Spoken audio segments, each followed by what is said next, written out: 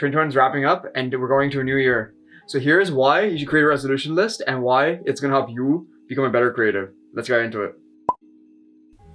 So for years now, I've created a resolution list for things like, my diet, more like hobbies, stuff like that. So it's just stuff that I've always wanted to kind of do and motivate myself to do. So one of the biggest things I've realized to do with that is creating a list. So creating that list is making it something that you can see constantly and refer back to and be like, I have to do this, and so you won't forget it. That's one thing that you should definitely do, because that'll help make sure that you kind of stick with it and do it. The second biggest thing you should do is post on social media, and this is one of the bigger ones, because posting on social media means that whoever sees it is gonna either, like, you'll also have in your mind that if someone sees it, I have to stick with it. I don't want to let that person down, regardless of who it is, even if it's someone random. That's something that's important, because when you figure out that it's not just me that's in it now, it's someone else, and potentially you're motivating them too, you're gonna be like, I want to succeed in this. So you're at least gonna put some effort towards it. Even if you don't completely succeed, even getting it half done is still better than not getting it done at all. So that's another thing. Post on social media is one of the bigger things.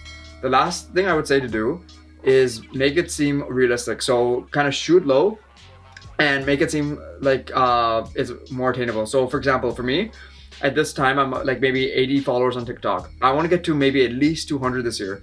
So that's still very doable, because getting maybe 100 extra people is not that bad. If I said I want to get 10,000 in the next few months, that's not probably realistic, because even on like other social medias, I don't have that. Like, you have to kind of be realistic about it, and it's better to undershoot and then you can get it, instead of going over and then you're demotivating yourself. So keep your goals realistic and make sure that those resolutions are going to be something that you can achieve easily. It's always good to have the biggest idea in mind, but make sure it's still attainable, at least in the short run. Like, always create kind of like baby steps for yourself. That's the best way to do anything to motivate yourself. By 2021 wrapping up, those are some of the tips that I want to provide to you to keep motivated on your resolution list, to make your business better, and just kind of create new ideas. So I really hope you enjoyed. Please follow and like for more. Follow me on social media. I have Instagram, TikTok, anything. Just follow me and let's interact. Let's create some cool ideas. Thanks for watching. Peace out. Bye.